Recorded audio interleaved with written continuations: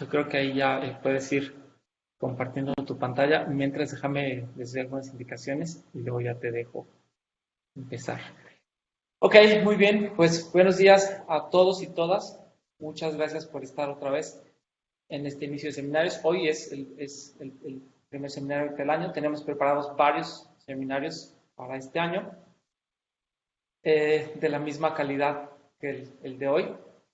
Hoy tenemos el honor de contar con la presencia de una experta en la generación de haces estructurados. Ella es la doctora Tilia Aguirre Olivas. Estudió, hizo la carrera, la ingeniería física en la universidad, en el Instituto de Ingeniería Física de la Universidad de Chihuahua. Después hizo su maestría en el INAOE. Ahí fue donde nos conocimos. Es una gran amiga mía, por cierto. Y hizo también ahí estudios de doctorado, sus estudios de doctorado en óptica. Ahora está trabajando en el Instituto de Fisiología de la UNAM, en donde está pues aplicando estas técnicas de haces estructurados para, en este caso, para microscopía de alta resolución. Ella ha trabajado en la generación de un montonal de haces estructurados, ha trabajado en las propiedades de ellos, ha estudiado las propiedades como la autorreconstrucción, por ejemplo, el self-healing, el famoso self-healing. Entonces, pues es una experta en el uso de moduladores espaciales de luz. Y hoy precisamente nos va a hablar de la visualización de la neurotransmisión con microscopía de alta resolución. Antes de darle paso, les recuerdo que pues para no interrumpirla, mantengan por favor todas sus cámaras y sus micrófonos apagados. Todas las preguntas que quieran hacerle me las pueden escribir al chat y yo se las leo al final de la presentación. Si alguien quiere hacer una pregunta directamente, pues yo les daré la oportunidad de que lo hagan. Dila, muchísimas gracias por aceptar nuestra invitación. Es un honor tenerte y es un honor que pues empecemos contigo los seminarios. Te cedo la palabra, es todo tuyo el espacio y muchísimas gracias nuevamente por aceptar esta invitación. Pues muchas gracias por la invitación, Carmelo, y a todos los organizadores.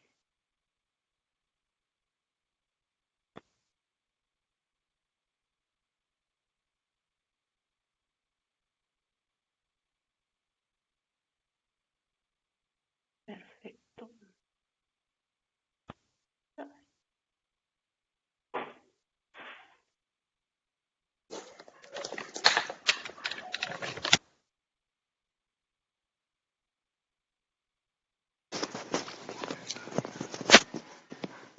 Bueno, pues buenos días a todos. Hoy les voy a platicar de un proyecto en el que estoy colaborando. Es un proyecto multidisciplinario y bueno, se trata de la construcción de un sistema óptico de superresolución para estudiar la comunicación nerviosa. Entonces, primero les quiero platicar un poquito de la parte de toda la justificación biológica, ¿no? Independientemente de si le vamos a entender bien o no, pero a mí es un proyecto del que me he enamorado y me parece muy bien compartirles un poco de dónde nace todo esto, ¿no? De dónde surge y la necesidad de toda la instrumentación óptica que se ha tenido que realizar para poder observar este tipo de fenómeno biológico. Entonces, les platico que, bueno, en particular en el laboratorio trabajamos con la serotonina. Esta es su molécula. Y bueno, este es un transmisor vital, ¿no?, que tiene propiedades químicas que nos van a permitir realizar su visualización a través de técnicas ópticas. Ahora, ¿por qué es importante el estudio de la serotonina? Resulta que la serotonina regula funciones tan diversas como es la respiración, el aprendizaje, la digestión, los estados de ánimo, y también se ha estudiado que disfunciones en esta comunicación serotoninérgica pues producen trastornos como la depresión o el estrés postraumático. Entonces es de vital importancia que se estudie cómo es este transporte y esta liberación de la serotonina en el sistema nervioso. Entonces, bueno, la liberación de transmisores químicos, incluidos como es la serotonina, bueno, se da en algo que se llaman las terminales nerviosas de una neurona. Y bueno, ese mecanismo se llama sinapsis y ya es ampliamente estudiado, ¿no? Si ustedes se meten ahí a buscar sinapsis van a encontrar mucho. Pero resulta que no solo en esa parte de la neurona se da liberación de neurotransmisores, también se da en algunas otras áreas como son los axones, las dendritas y el soma. Entonces, particularmente, nosotros vamos a trabajar con la liberación somática de serotonina. Y bueno, en estas áreas se liberan grandes cantidades de transmisores cuando hay un incremento en la actividad eléctrica o en respuesta a un impulso eléctrico.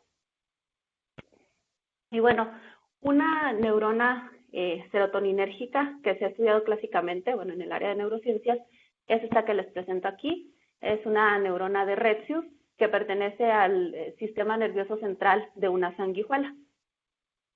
Bueno, aquí les voy a señalar que todo esto es el soma de la neurona y es donde se está investigando cómo se libera este neurotransmisor.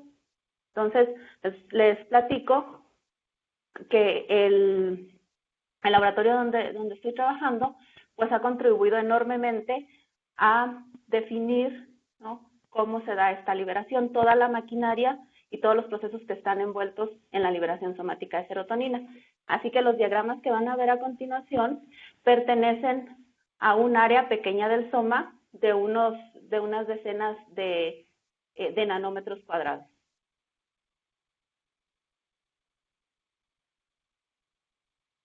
Bueno, ¿qué está involucrado en la liberación de serotonina? Pues unas vesículas como las que ven aquí, que se agrupan en cúmulos y esas son las que contienen la serotonina. Estos cúmulos de vesículas están unidas a unos rieles que se llaman microtúbulos y que gracias a estos motores de cinesina que caminan sobre ese riel van a permitir que todas estas vesículas cargadas de serotonina se vayan acercando hacia la membrana plasmática en donde se van a fusionar y a liberar el contenido, ¿no?, la serotonina. Y bueno, algo que también está implicado aquí es esta estructura que se llama corteza de actina, toda esta que ven aquí, que cuando está cerrada, o sea, la corteza está formada de filamentos y cuando está cerrada, como lo ven en la imagen, pues no permite el paso, ¿no?, el paso de estas vesículas, y eso es un problema, ¿no?, porque entonces cómo van a llegar a hacer la liberación. Pero bueno, ¿qué pasa si nosotros le damos un empujoncito, ¿no?, un impulso eléctrico de, por ejemplo, 20 Hz? Bueno, aquí pasan tres cosas muy interesantes. Ahorita no vamos a entender por qué está aquí el calcio y todo, pero sí lo que es importante saber es que este calcio va a propiciar tres acciones fundamentales. La primera es que estas vesículas aquí solas, que no están en el cúmulo y que están cerca de la membrana plasmática, el calcio va a hacer que viajen hacia la membrana donde se van a fusionar y a empezar a liberar un poquito de serotonina. Pero a su vez, este mismo calcio va a generar energía que va a prender, que va a despertar, a encender los motores de cinesina, que son los transportadores de los cúmulos de vesículas.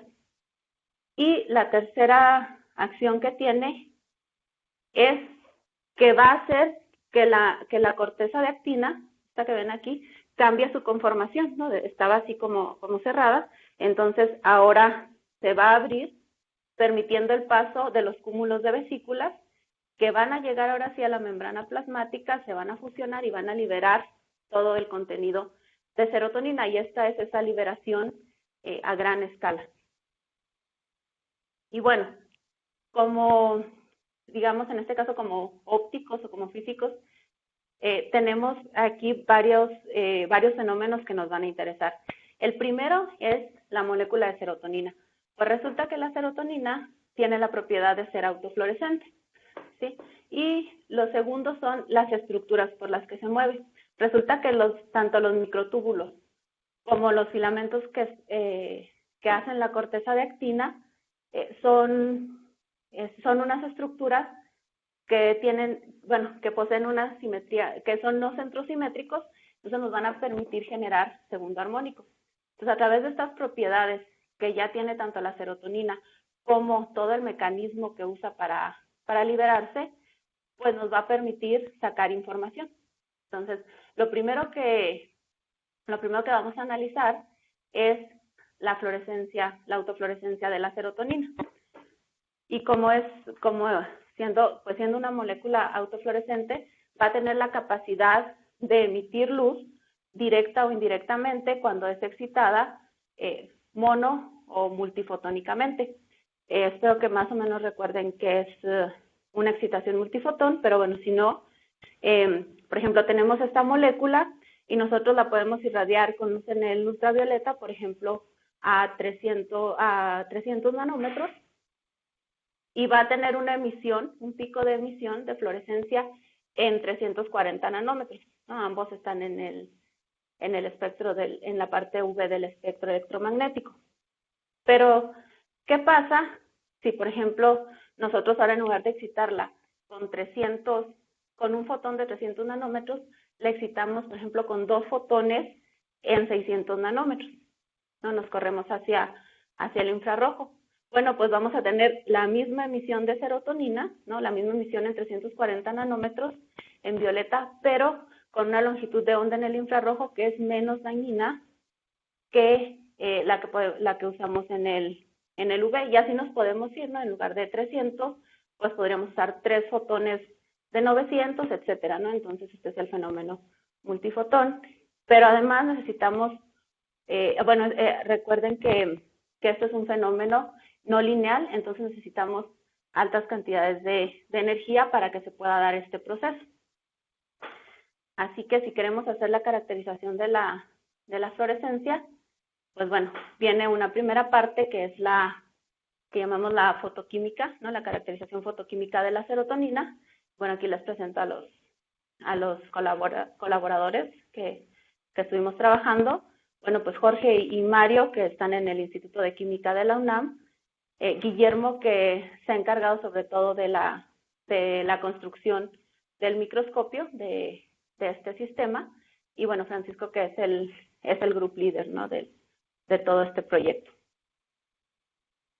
Bueno, entonces la caracterización la vamos a hacer en este microscopio multifotón que fue construido en el laboratorio, y necesitamos, lo que les decía, un láser pulsado, que es el que nos va a dar alta energía y nos va a permitir generar el efecto multifotón, y vamos a iluminar una muestra de serotonina. En este caso hicimos una preparación de serotonina en una solución fisiológica y fue la que irradiamos.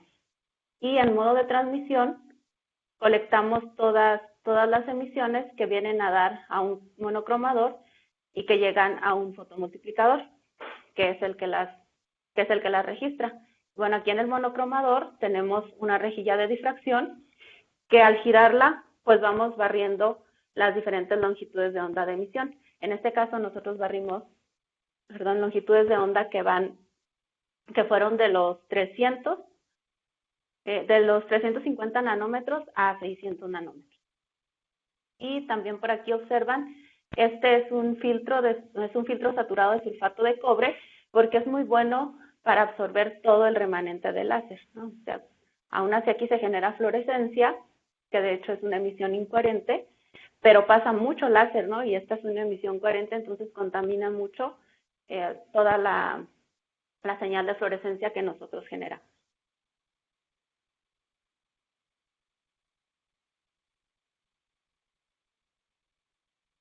Y bueno, pues lo primero, si queremos hacer una caracterización de espectros de fluorescencia, pues es ir y ver el espectro de absorción de la molécula que queremos analizar.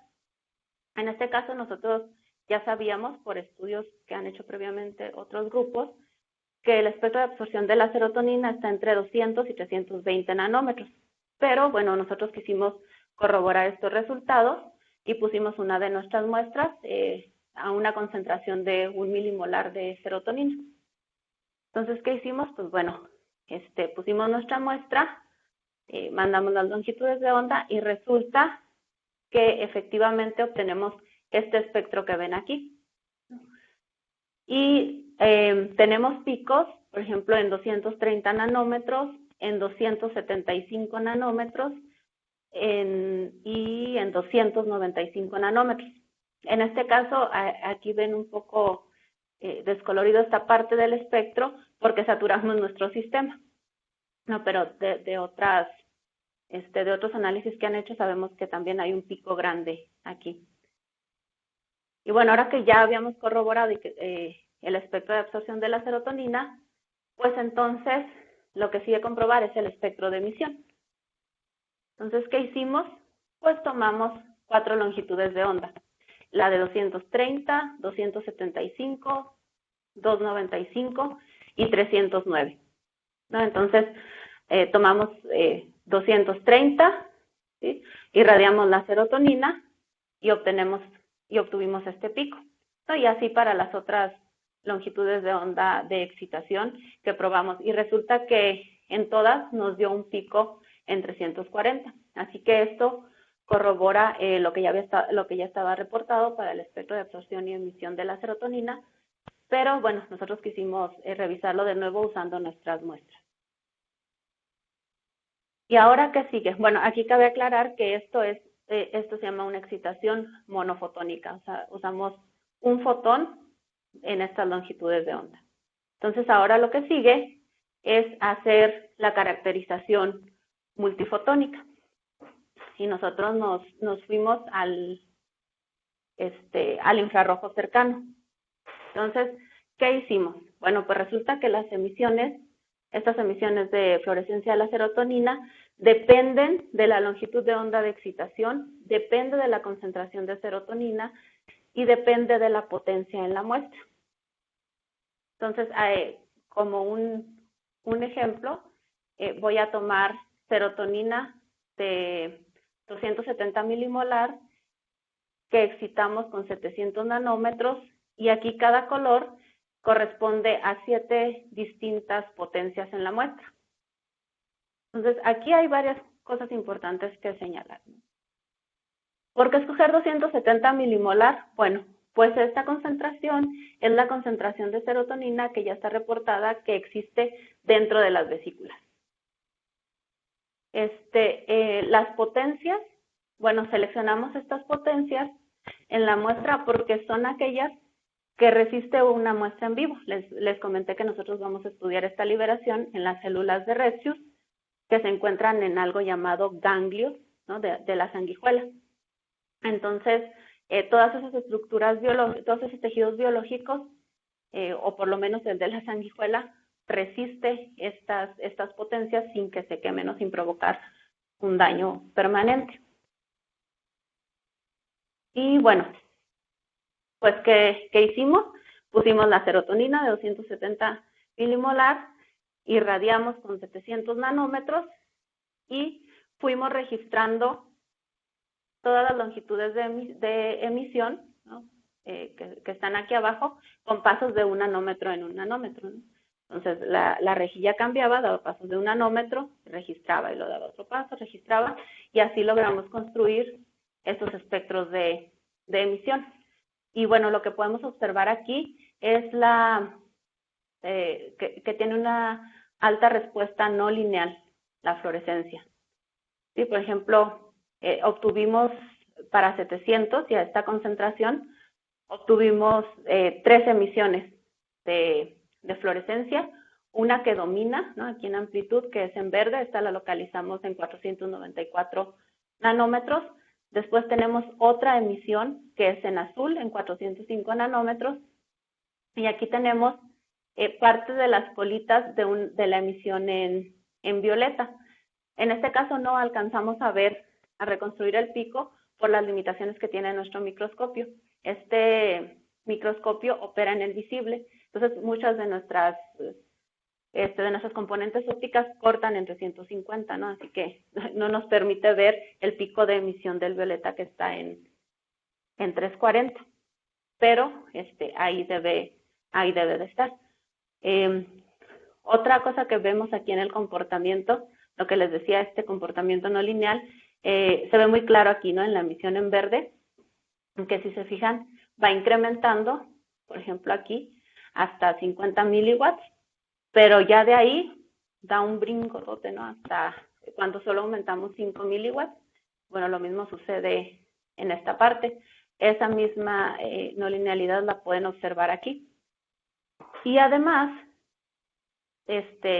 todos estos espectros los hicimos para 7 distintas longitudes de onda de excitación y para 7 distintas concentraciones.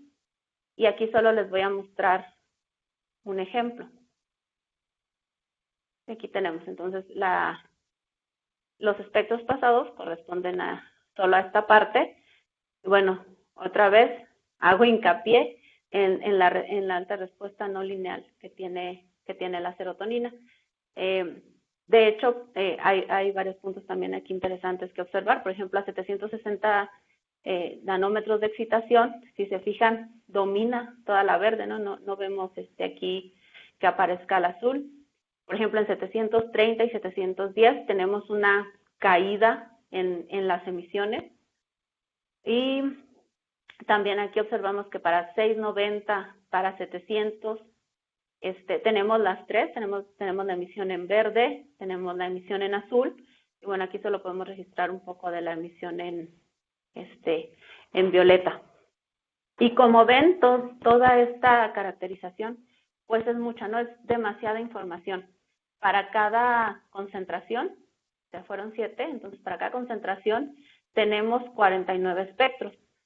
Entonces, estuvimos pensando en una manera un poco más sencilla, ¿no?, de leer toda esta información.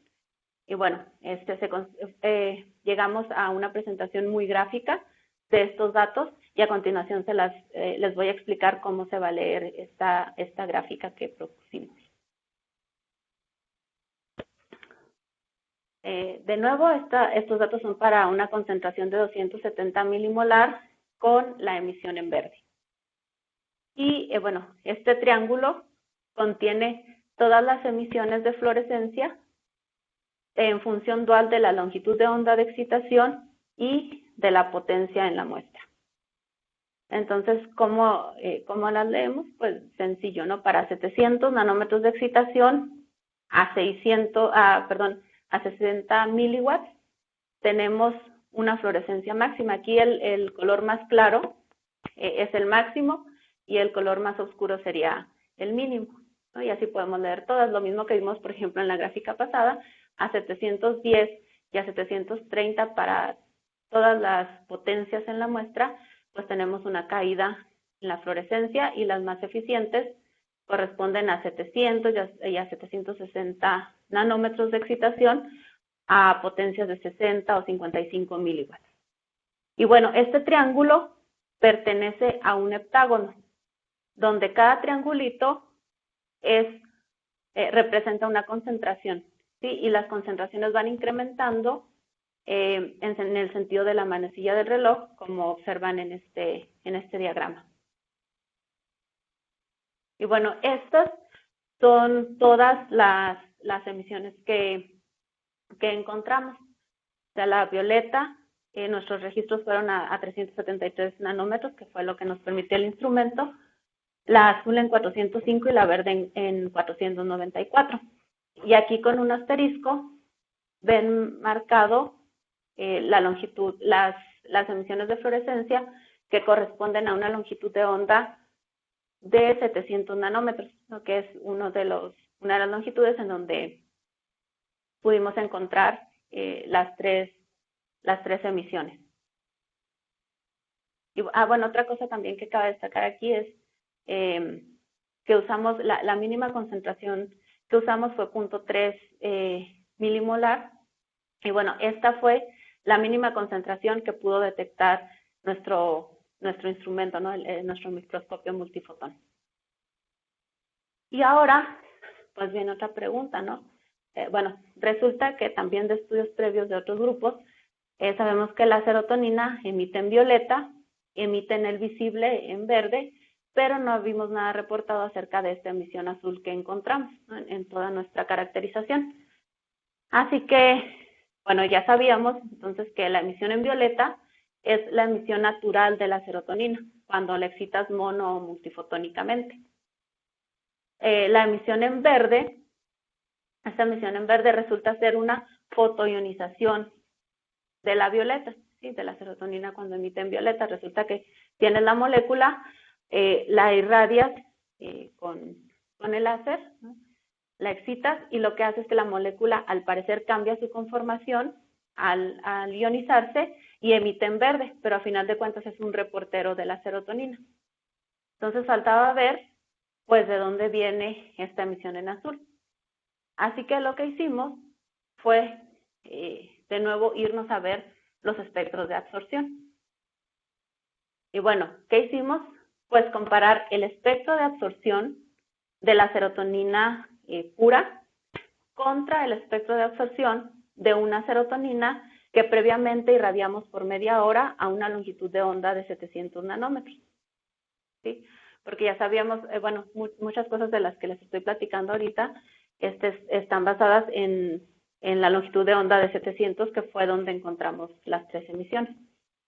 Entonces, si nosotros hacemos un acercamiento a los 2 espectros, como vemos aquí, resulta que este es el de la serotonina no irradiada, pero el que irradiamos, ¿no? El que le dimos ahí fotones, resulta que extendió su rango dinámico. El espectro de absorción se expandió de 300, bueno, este es de 200 a 320, y ahora el nuevo que encontramos resulta que se expande hasta 360 nanómetros. Entonces, esto ya nos está hablando de que cuando irradiamos a la serotonina se está formando un fotoproducto. No, entonces estamos teniendo algo nuevo que ya no es serotonina, pero de nuevo es un reportero de la serotonina, porque de ahí parte. Entonces, ¿ahora qué hicimos? Tomamos una longitud de onda del nuevo espectro de absorción para excitar la serotonina. Así que seleccionamos 350 nanómetros, ¿no? Entonces, otra vez ponemos en nuestro instrumento serotonina y ahora la irradiamos con un fotón de 350 nanómetros. ¿Y qué obtuvimos? Bueno, pues esta curva, ¿no? Esta curva de emisión, que este pico lo encontramos en 395 nanómetros. Entonces, esto corresponde, ¿no? O sí, está muy correlacionado con el pico de emisión en azul que encontramos cuando irradiamos multifotónicamente. Nosotros lo encontramos a 405. Entonces, ¿qué está pasando? Bueno, pues resulta que cuando irradiamos la serotonina, ahora generamos un fotoproducto que emite en azul y que también es un reportero de la serotonina. Y aparte resulta que este fotoproducto que encontramos es muy estable, porque después de haber irradiado la serotonina, nosotros pudimos seguir registrando este pico de emisión hasta 1 hora después de la irradiación, a diferencia del producto de la ionización, que es el verde, que ese en cuanto dejas de irradiar, desaparece, ese ya no lo puedes encontrar. Y de hecho aquí lo vemos, ¿no? Que esta serotonina irradiada solo nos dio un pico en 395 y no tenemos aquí ningún pico en el verde, ¿no? Ni cercano a 500 o cercano a 494. Así que bueno, ahora ya tenemos completa la caracterización de la serotonina. Entonces, solo para resumir, pues tenemos serotonina, esta es la abreviación de la serotonina, que lo irradiamos con luz infrarrojo, por ejemplo, a 700 nanómetros, y vamos a tener dos fotoproductos, ¿no? Uno que es producto de una ionización y el otro que es producto, bueno, más bien que forma un fotoproducto estable, ¿no? Ambos cuando se irradian multifotónicamente. Así que esto pues nos dio mucho gusto porque esto nos va a permitir establecer protocolos para la visualización, para implementar la técnica de superresolución. Bueno, y un dato más, ¿no? Aquí, bueno, eso ya no lo voy a explicar, pero también calculamos el número de fotones. Resulta que para obtener a 700 nanómetros con una concentración de 270 milimolar, para obtener esta emisión en verde, se requirieron 5 fotones en el infrarrojo, y para la emisión azul 2 fotones. Entonces, ahora que ya teníamos explotada, ¿no?, esta propiedad de autofluorescencia de la serotonina, pues nos falta ver qué podemos sacar de la maquinaria y visualizarla, ¿no? Entonces, si recuerdan, les comenté que la maquinaria, me refiero a los microtúbulos y la corteza de actina, que ya sabemos que generan segundo armónico. Entonces, ahora necesitábamos incluir esto de generación de segundos armónicos a nuestro microscopio multifotón. Y bueno, aquí tuvimos la colaboración de otros colegas, de Marco y Héctor, que ellos prácticamente hicieron todo ahí un protocolo para controlar la potencia del láser en la muestra, también para hacer todo el control del microscopio, porque también eso se hizo, está hecho en la View. Y bueno, Nasser Kurechi, que está en el ICAT en la UNAM, y Carlos Treviño del INAOE, que pues ellos también han contribuido mucho en el diseño de todo este instrumento.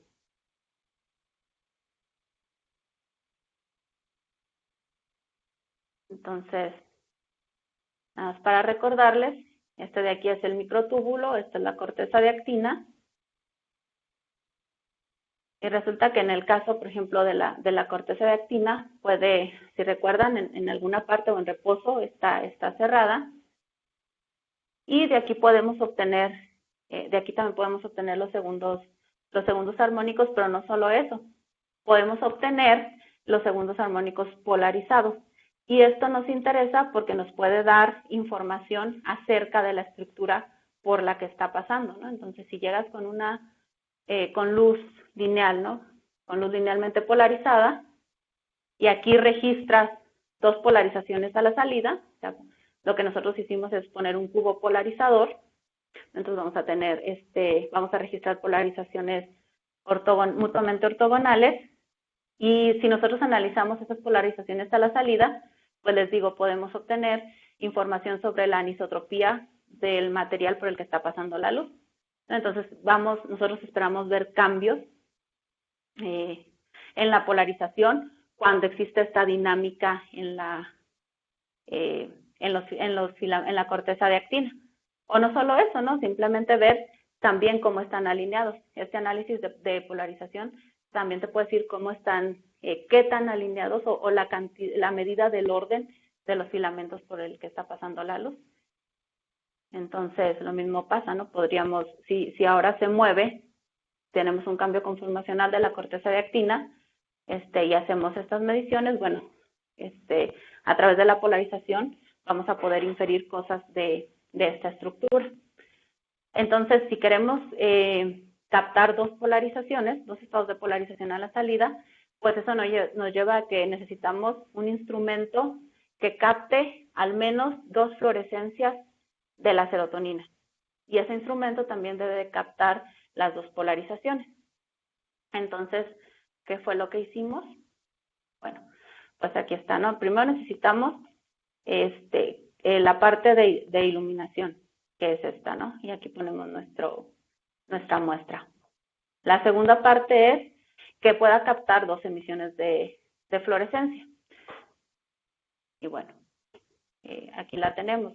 En este caso, en modo de reflexión, va a capturar la fluorescencia, y tenemos 2 canales que van a unos fotomultiplicadores, cada uno con sus respectivos filtros, depende de que queramos aquí capturar, porque aquí está el verde y el violeta, pero bueno, puede ser el verde o el azul, y de nuevo se van a encontrar aquí los filtros de sulfato de cobre para quitar el remanente del láser. Y bueno, enseguida tenemos la generación de los segundos armónicos que vienen de los microtúbulos y de la corteza de actina. Y esos los vamos a registrar en modo de transmisión. Entonces, igual aquí vienen los segundos armónicos, llegan a un cubo polarizador, y aquí registramos una polarización lineal y una polarización vertical.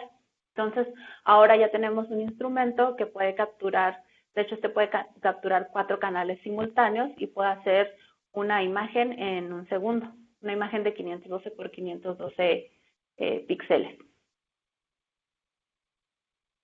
Y bueno, ahora qué falta, pues probar nuestro instrumento con algo biológico, ¿no? Con una muestra biológica. Entonces, bueno, en biología algo que genera, bueno, solo en biología, ¿no? Una muestra que genera segundo armónico es el colágeno, las fibras del colágeno. Y biológicamente la podemos encontrar en la cola de rata. Entonces, pues por ahí nos proporcionaron unas láminas, ¿no?, de cola de rata. Estas laminitas tienen un espesor de 100 nanómetros. Y bueno, esa la pusimos en nuestro microscopio. Y bueno, igual, ¿no?, la irradiamos con luz. Y esta flecha que ven aquí en blanco corresponde a la polarización lineal de entrada. Y esta imagen, pues es el registro con esta polarización, ¿no?, con una polarización vertical, en este caso, que es paralela a la de entrada. Y obtenemos esta imagen. Después capturamos con el otro polarizador, que está horizontal, o bueno, ortogonal al anterior, y obtenemos esta imagen. De hecho, desde aquí, a simple vista, podemos ver diferencias, ¿no? Si se fijan, por ejemplo, en estas áreas, o en estas de aquí, ya podemos ver diferencias, ¿no?, que ahora nos están, cada esta polarización nos está aportando distinta información, pero bueno, a la vez son complementarias. ¿Y qué podemos hacer? Bueno, pues superponerlas, ¿no? Por ejemplo, y en este caso, el rojo y el verde, pues nos da amarillo, entonces esto va a ser información donde coinciden, y todo lo demás, pues es simplemente un complemento. Entonces ahora ya vimos que nuestro instrumento estaba trabajando correctamente. Y bueno, ¿qué hicimos enseguida? Pues meter una de las neuronas de Rexio. Y aquí lo que ven es solo un cuarto del soma. Si se acuerdan, en la imagen esta que estaba teñida en rojo de la neurona de Retzius, pues bueno, más o menos cuando uno las ve de frente tiene una simetría circular, y en esta imagen solo estamos viendo un cuarto, ¿no? Un cuarto de esa neurona. Y lo mismo, esta es la polarización de incidencia, esta es la polarización registrada a la salida, esta es la polarización ortogonal a esta primera, y en esta tercera imagen ven la superposición.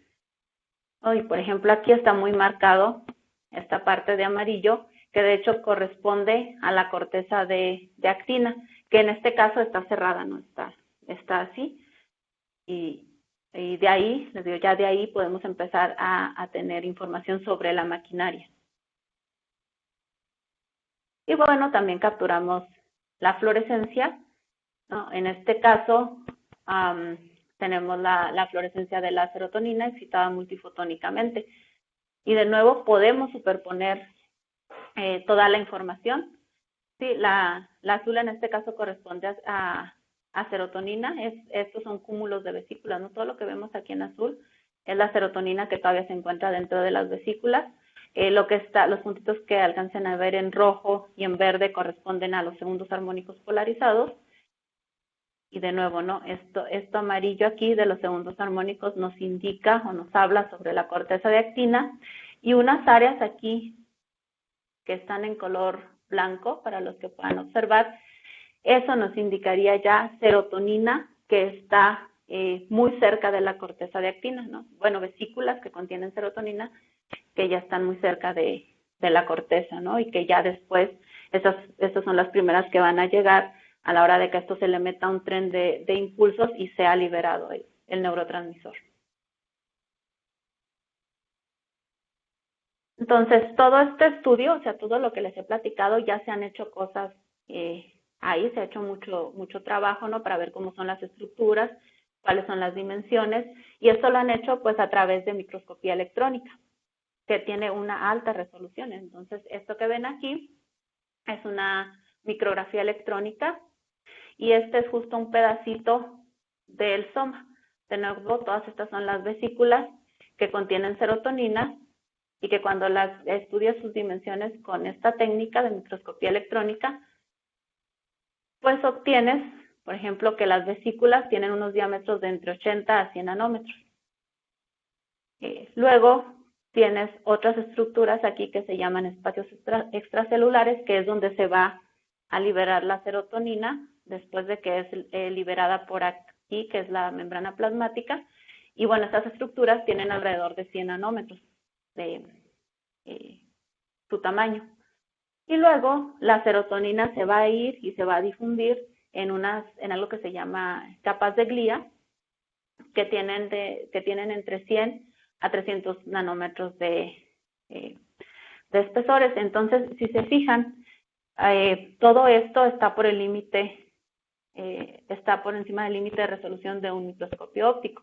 Ellos pudieron ver esto por la micrografía electrónica, pero la desventaja es que deben de tener todos sus tejidos físicos, no pueden ver la dinámica, ¿no? Y en el laboratorio estamos interesados en ver la dinámica de las que les platicaba al inicio, ¿no? Cómo se va a mover la actina, cómo se van moviendo todos los cúmulos de vesículas hacia la membrana plasmática.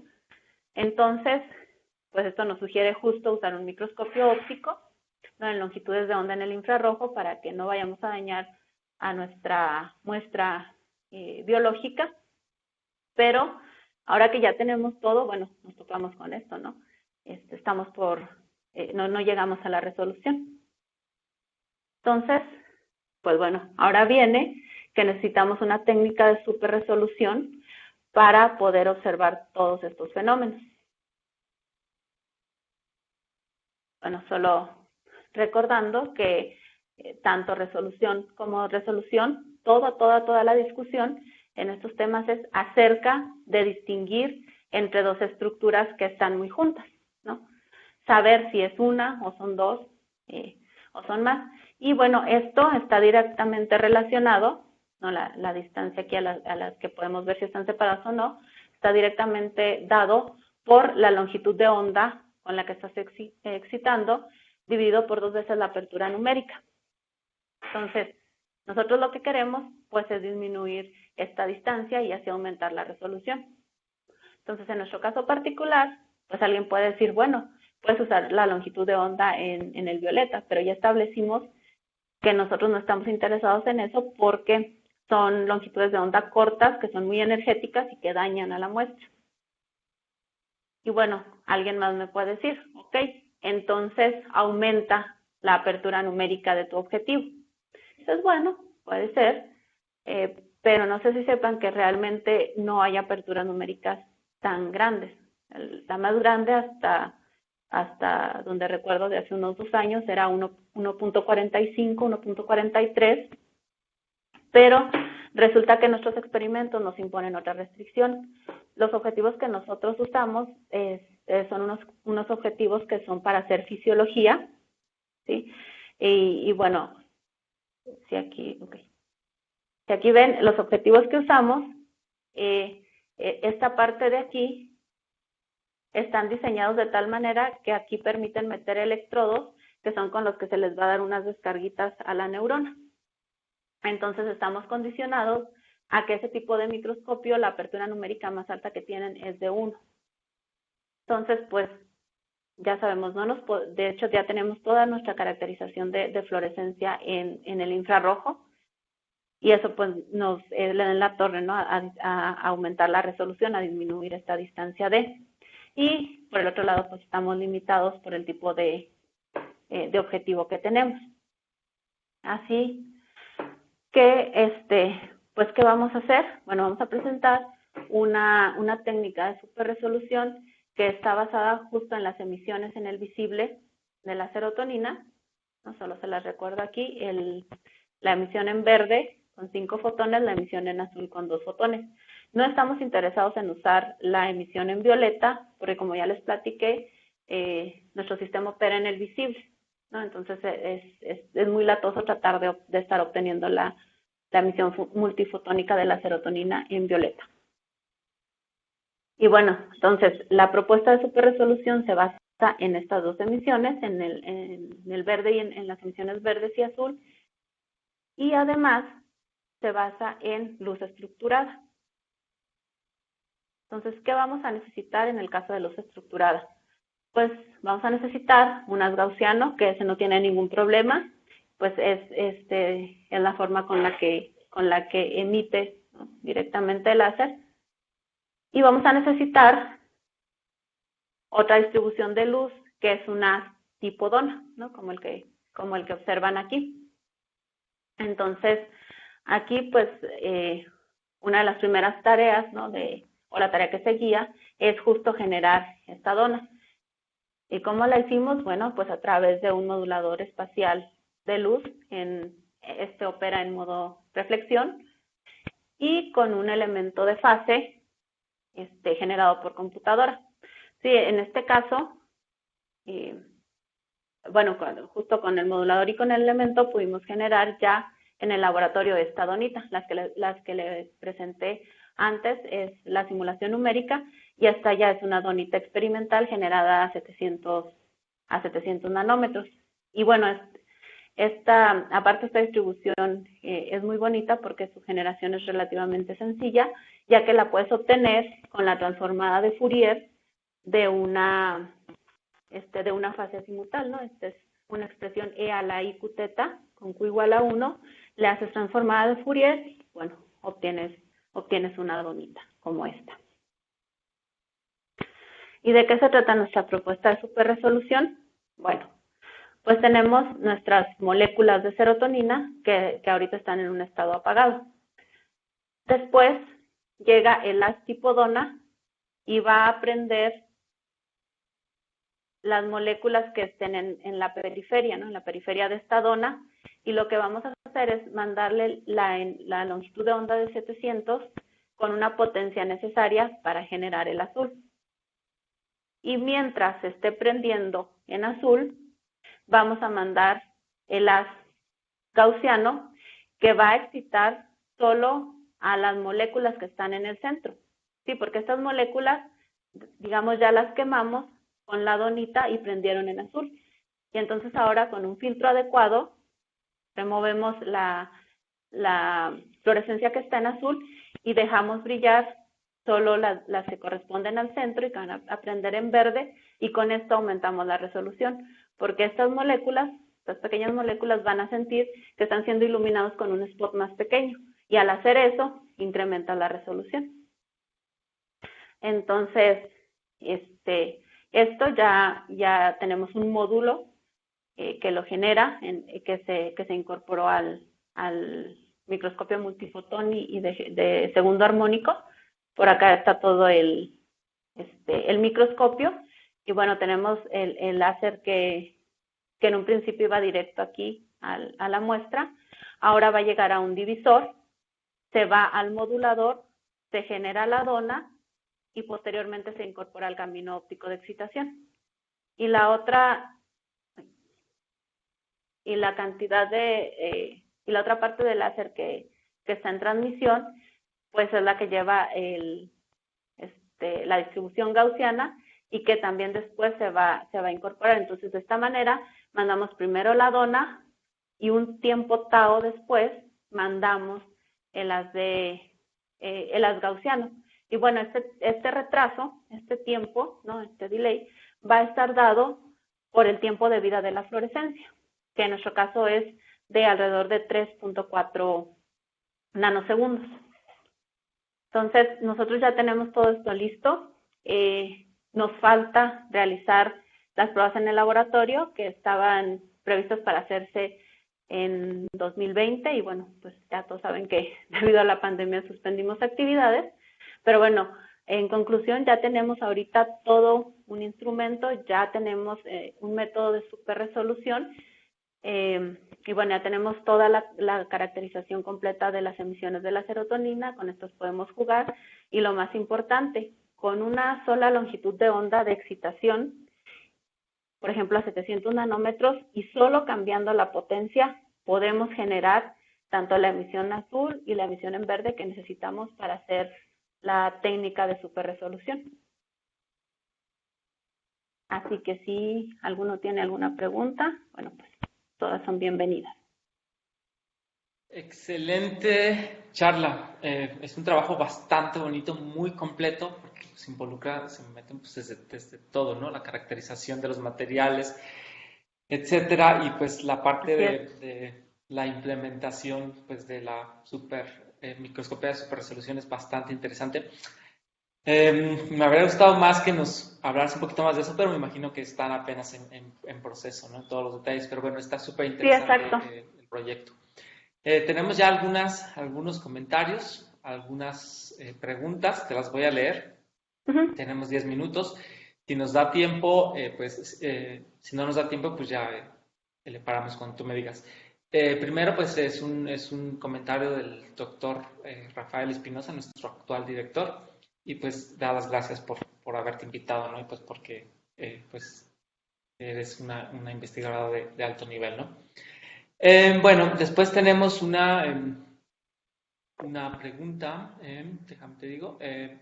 Ajá. Bueno, es otra vez el doctor Rafael Espinosa, te la leo completa. Dice, felicidades por su interesante charla, doctora Dilia. Nos compartió una muestra del gran potencial que tiene la aplicación de haces estructurados, en este caso de luz polarizada lineal, en el estudio de neurotransmisores. Sugiero la determinación de la matriz de Müller en su sistema, pues le mostrará toda la información polarimétrica que puede. No sé si nos pudieras hablar un poquito más de eso. Pues por ahí mostrabas que siempre iluminan con una polarización fija. Entonces lo que Ajá. sugiere el doctor Rafael es, y en este momento pues lo que entendía es que solo miden dos polarizaciones, ¿no? Y de ahí toman alguna información. Entonces la pregunta o el comentario del doctor Rafael viene precisamente en esa dirección. Si están reconstruyendo la matriz de Müller del sistema. Y una pregunta adicional que yo tendría por ahí es si que va más o menos relacionada, si han intentado iluminar estas muestras con polarizaciones no homogéneas, con unas con polarizaciones no homogéneas. ¿Nos puedes decir algo un Ujú. poquito más al respecto? Sí, claro, claro. Sí, mira, primero en respuesta a lo de el análisis de Müller, efectivamente, en un inicio pues fue nada más tratar de medir, ¿no? Con estas dos polarizaciones ortogonales, hacer una proporción y nos hablaría de la anisotropía de las fibras, pero justo después vimos que probablemente lo que necesitábamos era un análisis extenso polarimétrico y de hecho empezamos a trabajar con eso a inicios del año pasado. Está suspendido de hecho con otro colega del ICAT, que él es especialista en matrices de Müller, y en ese decidimos hacer el análisis solito, ¿no? De hecho poner todo el ganglio, ¿no? Bueno, no les platiqué, pero la célula de Retzius que vimos está dentro de un ganglio, que el ganglio sería el equivalente al cerebrito de la sanguijuela, ¿no? Y de hecho tiene 21 ganglios. Entonces ese ganglio se mete, ¿no? Ahora se ilumina y se hace ahí todo el análisis polarimétrico. Eso no, en un momento se pensó que se puede incorporar al microscopio, pero son demasiadas variables que ya es muy difícil estar controlando en el instrumento como tal. Entonces, en el microscopio nos vamos a quedar solo para medir un poco de la anisotropía con estas dos polarizaciones, pero aparte, a la par, se está haciendo un microscopio, un polarímetro. Entonces, sí, ya, la respuesta es que ya se está trabajando en eso. De nuevo, pues, hemos parado en ese análisis, pero ya, para allá va, ¿no? Todo esto.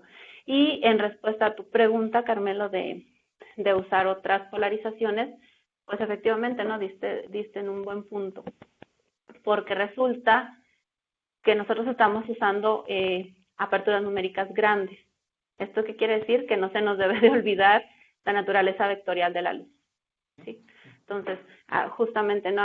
Viene la luz, entra al objetivo de microscopio y entonces ya no nos podemos olvidar que ahora vamos a tener ahí una contribución en el eje Z, bueno, en el eje de propagación, lo propiamente, y no solo en la transversal X y Y.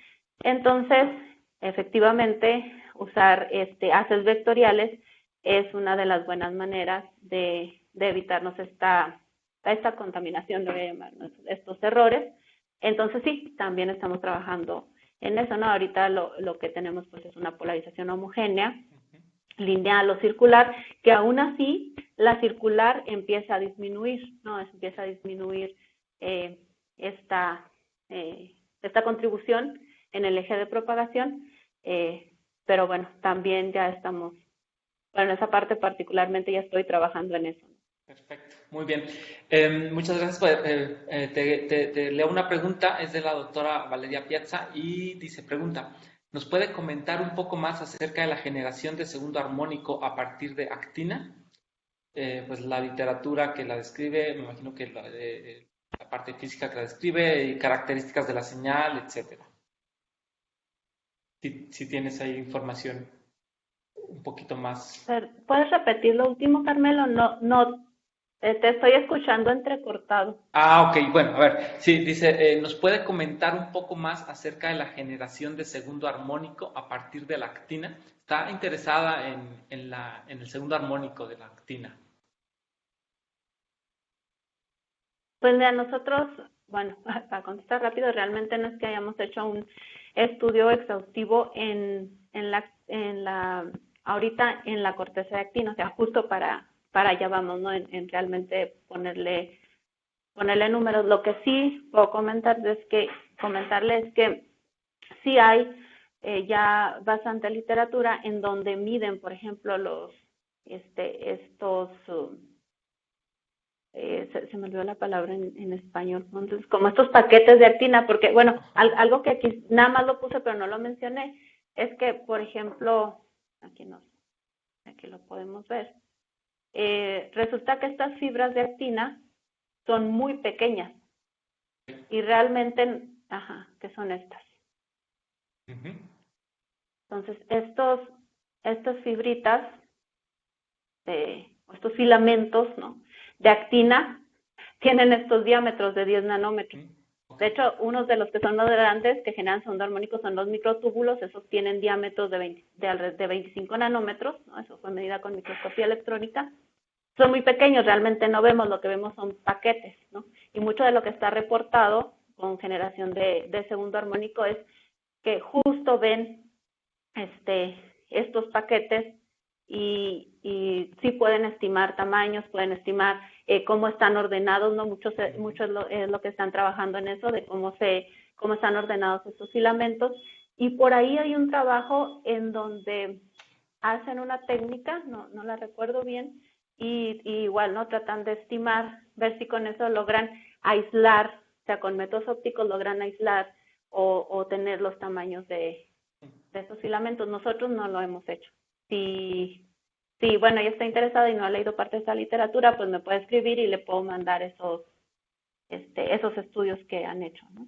Perfecto, yo le paso tu correo y que te escriba, ¿no? Si tiene alguna otra, pues si tiene más interés en el tema. Te leo otra pregunta, es del doctor Mauricio Flores, y entonces te dice, compararon sus resultados de Second Harmonic Generation en colágeno con un microscopio comercial. Bueno, no lo tengo aquí, pero sí. De hecho, los resultados que ya les mostré se hicieron con un microscopio, ya se han hecho con un microscopio comercial. De hecho, lo tienen ahí mismo en el instituto, sí, en la unidad de microscopía. Y ahora que ya los presentamos es porque nuestro microscopio da resultados como un microscopio comercial. Okay. Y bueno, aprovecho para decir que aún mejor, ¿no? Porque nosotros podemos mover nuestro microscopio como querramos. Sí, si se fijaron, justo en la caracterización de la fluorescencia, quitamos prácticamente lo de segundo armónico, no lo teníamos, ahí pusimos el monocromador, sí, y bueno, hicimos el análisis. Ahora queremos incorporar eso, bueno, pues nos vamos y tenemos 4 canales disponibles para detección, en este caso fluorescencia y segundo armónico, pero bueno, podemos detectar lo que querramos, ¿no? Y moverlo. Pero sí, la respuesta es que sí, es comparable, no, ni siquiera comparable, está del nivel de los microscopios comerciales. Sí. Perfecto. Hay varios comentarios más y algunas preguntas más. Si tienes tiempo, pues nos podemos extender unos 5 o 10 minutitos más, ¿te parece? Sí, perfecto. Yo no tengo problema. Muy bien. Bueno, otra vez un comentario del doctor Rafael Espinosa y dice, el doctor Neil Bruce del ICAT está desarrollando un equipo para detectar los vectores de Stokes utilizando 3 longitudes de onda, 450, 543 y 633. Es un comentario, no sé si lo sabías y no sé, quizá te pueda ayudar de alguna forma, ¿no? O les puede ayudar en este proyecto. Claro, claro, lo agradezco. Otro comentario, es comentario pregunta, me parece, dice, no me quedó muy claro cómo el aislar las moléculas que son excitadas al centro aumenta la resolución en el diagrama de la excitación con con haz Dona y luego haz gaussiano. Ya, ok. A ver.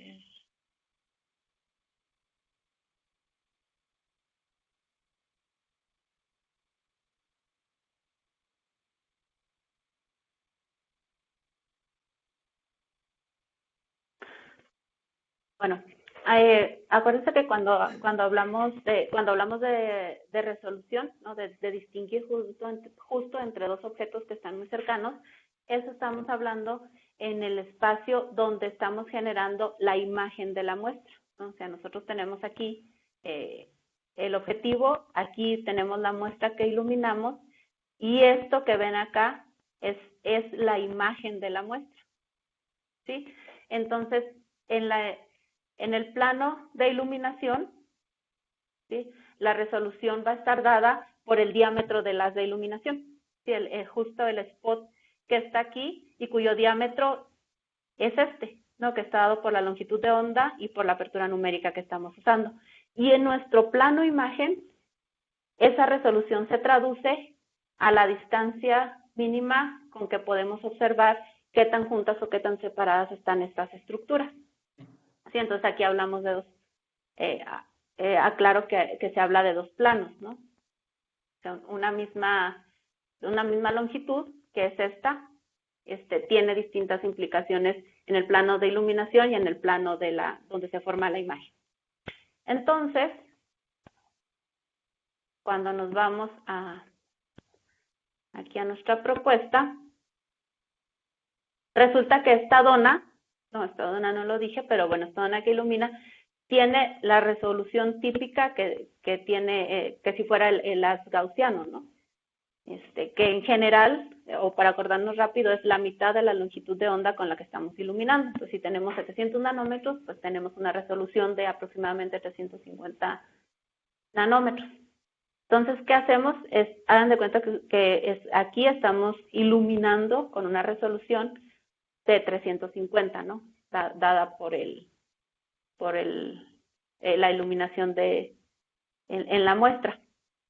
Entonces, cuando nosotros prendemos solo esta, es como si estuviéramos iluminando la muestra con un haz más pequeño. O sea, realmente es una técnica en donde estamos engañando a las moléculas, a cualquier molécula que florezca, ¿no? En lugar de sentir que la iluminas con todo este diámetro, ellas sienten que las iluminas con un diámetro más pequeño. Entonces, eso aumenta la resolución. Muy bien. Muchas gracias. Espero que le haya quedado claro y si no, pues ya le diré que se ponga en contacto contigo. Te leo otra pregunta.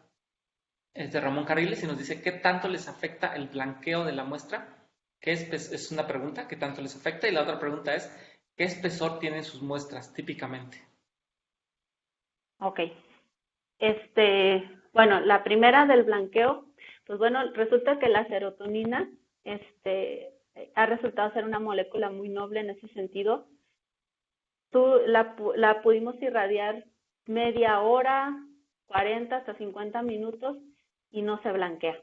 ¿Sí? O sea, es bastante resistente. Desde luego no permitimos tenerla mucho bajo la iluminación, justo para no irla a dañar. Pero la respuesta es que es muy, muy resistente. O sea, podemos trabajar esa cantidad de tiempo, estarla prendiendo o apagando y su eficiencia se conserva. Entonces, está muy bien en ese sentido, ¿no? Y de las muestras, bueno, pues depende. Si se refiere a la caracterización que hicimos de la serotonina, esa fue una solución. O sea, la caracterización no fue en la célula y rápidamente les platico por qué. Porque resulta que en un tejido vivo, o por ejemplo en este caso en el que se encuentra en la célula de Retzius, que a la vez se encuentra en el ganglio de la sanguijuela, tenemos más neurotransmisores que pueden prender, ¿eh? Este no es el único. O sea, ya en un tejido vivo Por ejemplo, en el cerebro tenemos otros neurotransmisores que también se derivan, bueno, más bien que son autofluorescentes y que también son muy susceptibles a este tipo de excitación. Entonces, la caracterización fue solo en una solución, ¿no? que fue la que irradiamos y obtuvimos los espectros. Pero las imágenes de fluorescencia que hicimos son en el ganglio, no, perdón, en la célula de Retzius, y esa tiene un espesor de 80 micras, o sea, son bastante grandes, son muy grandes. Entonces, ahorita lo que tenemos y que hemos visto en el laboratorio, o sea, ya en algo ahí, son estas células de 80 micras y se ven, evidentemente se ven los cúmulos de la serotonina. No, ahorita, como no hemos hecho la parte de superresolución, que es donde estamos parados, pues solo podemos ver toda esta que ven aquí, es fluorescencia de la serotonina, pero realmente todo esto son cúmulos, ¿no? Aquí no puedo decirles más. No hemos llegado justo a resolver las vesículas. Así que hasta ahorita lo que hemos visto en vivo son la serotonina en estas células de 80 micras. Muy bien, perfecto. Una pregunta más. Es también de Ramón Carriles y te dice, ¿han estimado cuánto tiempo de adquisición por imagen necesitarán para la técnica de superresolución? Híjole, buen punto. La respuesta que tengo ahorita es no. No, ok. Muy bien. No, ajá, sí, es no, porque depende. Perfecto. Ya en vivo, o sea, ya teniendo esto ahí, varía. Entonces, espero en un futuro no muy lejano que ya tengamos ese dato, ¿no? Y pues sí, pues apenas están, digamos, iniciando con ya esta parte de supersolución, ¿no? Entonces, pues todavía les tomará tiempo. Bueno, de la otra pregunta más, de Geminiano, nos dice, ¿existen diferentes tipos de colágeno en el tejido biológico con estructuras diferentes? Y entonces la pregunta ¿es el mismo tipo de estructura en el colágeno estudiado con luz polarizada que en la actina? Pues, a ver, ¿me la puedes volver a repetir, por favor? Pues sí, básicamente dice que existen varios diferentes tipos de colágeno, ¿no? En tejidos biológicos y con estructuras diferentes. Entonces te pregunta si el que están usando es el mismo que el que utilizan en la actina, el estudiado con luz polarizada en la actina. No, bueno, aquí son dos cosas. La estructura, más bien, perdón, la estructura es la misma. Híjole. Bueno, aquí, mira, aquí no puedo decir mucho acerca del colágeno, de nuevo, porque nosotros no nos hemos metido a estudiarlo porque realmente para ese trabajo no nos interesa. Lo usamos para probar el microscopio porque es muy puro para generar, ¿no? El colágeno, entonces hay creo que hasta 2 o 3 tipos de colágeno. Entonces también hay mucho estudio de eso. Pero desconozco, por ejemplo, las dimensiones. Desde luego están del orden de decenas de nanómetros porque lo mismo, en los estudios que hay, lo que ven son estos paquetes, ¿no? Son los paquetes fibrosos de fibras de colágeno, pero desconozco si la estructura es la misma. Digo, deben de tener una estructura helicoidal y todo porque deben de cumplir con de ser no centros simétricos para que pueda generar segundo armónico, ¿no? Porque el segundo armónico es bien específico. Entonces, sí deben de compartir propiedades en su estructura, pero no puedo decirte qué tan son iguales. Muy bien, perfecto. Muchas gracias. De la otra pregunta, el doctor Miguel Ángel Olivas Aguirre nos dice, maravilloso trabajo, doctora. Estudiaron el fotoblanqueamiento de la 5HT a 270 es milimolar. ¿Y qué tan estable se comporta a 60 milimolar, por ejemplo? Y los valores de fluorescencia obtenidos se recapitularon en el sistema in vivo. Ok. Bueno, la respuesta del blanqueo, lo que nosotros hicimos no fue tan exhaustivo, ya que hay algunos colegas que ya lo han realizado y vieron que realmente es muy resistente, pero lo que nosotros hicimos fue poner muestras de distintas concentraciones y las irradiamos, les digo, de entre 30 a 50 minutos, vimos las emisiones y vimos que se conservaban. Entonces, como nuestros experimentos tardaban unos de 7 a 10 minutos, pues no vimos la necesidad en ese caso de hacer más estudios. O sea, vimos que realmente no se degradaba por blanqueo. Lo que sí es cierto, algo que no dije, pero que sí es cierto, que se blanquean muy rápido, es cuando las dejas expuestas así, ¿no? Al natural, que le dé la luz de la lámpara. Entonces, eso sí, la serotonina es muy susceptible a esa degradación. De hecho, uno la deja, también la dejamos, ¿no? Por ejemplo, la tenemos en los platitos estos de Petri, la dejamos, no sé, donde sea, o sea, puede ser junto a una ventana o simplemente donde le esté llegando radiación. Sí. Y después de una media hora se empieza a poner café. De hecho, los primeros minutos, nosotros sacamos algo que parecía una cosita pegajosa y después se empieza a tornar café. Y ya después, si la dejas mucho expuesto, o sea, más de una hora, hora y media, y hasta días, se pone café muy turbia, ¿no? Entonces, eso sí, para la manipulación y todo tiene que ser sin que le dé, o que le dé el mínimo de luz. Siempre las cubríamos y se guardaban, ¿no? Porque también deben de estar mínimo a unos 4 grados. Eso sí. Y el fotoblanqueo, debido a la radiación que le damos, pues no les digo que eso no fue muy susceptible, entonces no hubo necesidad de hacer más estudios. Y ¿qué más preguntó de la fluorescencia? Te pregunta también si, te dice, adicionalmente la 5-HT se puede observar tan solo concentrada en vesículas, o una vez excitada puede seguir siendo observada. Sí. Bueno, dentro de las vesículas pues se ve mucha, ¿no? Una concentración bien alta, y de hecho aquí ya tenemos quenching. Tenemos ya transferencia ahí de energía, ¿no? Porque es demasiada la concentración. Y de hecho, justo la idea de hacer la caracterización a distintas concentraciones es porque una vez que la serotonina se libera de las vesículas, se empieza a diluir y entonces ya tenemos distinta concentración. Entonces la idea es que podamos seguir hacia dónde va y qué concentración va teniendo, ¿no? Entonces por eso fue la caracterización también a las otras concentraciones. Excelente. Te leo ya una última pregunta y después 2 comentarios más para terminar. Es una pregunta de Mauricio Flores y nos dice, en cuestión de la resolución de la propuesta, comentó usted que usa una apertura numérica de 1 y los comerciales cuentan con objetivos de 1.4. ¿Cómo es que tiene mayor resolución, como usted comentó? Pues está relacionada, ¿no? Con lo que ya has comentado antes, yo creo, ¿no? Que pues no iluminas con unas convencional, sino con unas... Exacto. ¿No? Entonces, bueno. Sí.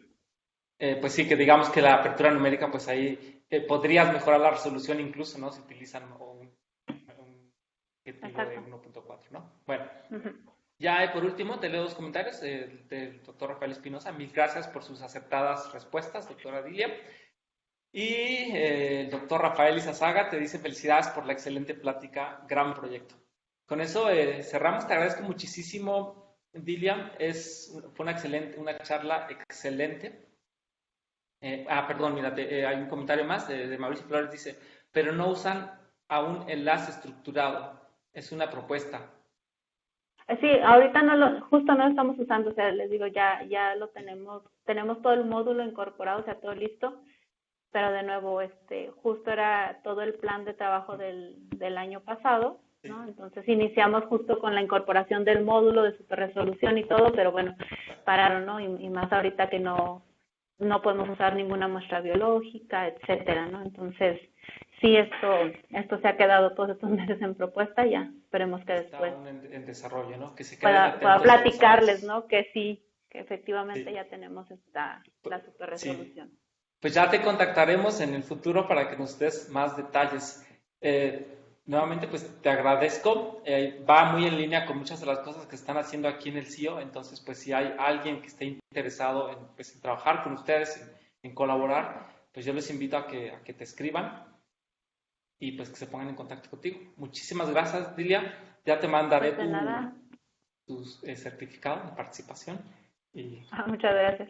Y les digo de nuevo, gracias por la invitación, y bueno, desde luego en el laboratorio estamos abiertos a recibir ahí, y aprovecho, ¿no?, para hacer el comercial. Hay ingenieros, hay psicólogos, porque todo esto es un proyecto, les digo, multidisciplinario muy redondo, ¿no? Entonces, Aquí hay gente, como les digo, Guillermo, que se encarga de la instrumentación, ¿no? De todo, de diseño, se han hecho aquí todos los circuitos, todo el control también se hizo en el laboratorio, ¿no?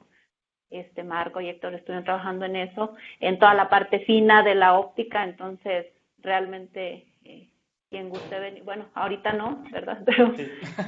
posteriormente, o que esté interesado, eso sí, no tenemos nuestros seminarios en línea y todo, así que son bienvenidos a contactar y bueno, ver si están interesados. Excelente, pues muchas gracias, Edilia. Nos estamos viendo. Muchas gracias a todos y nos vemos la próxima semana en el siguiente seminario. Hasta luego. Hasta luego.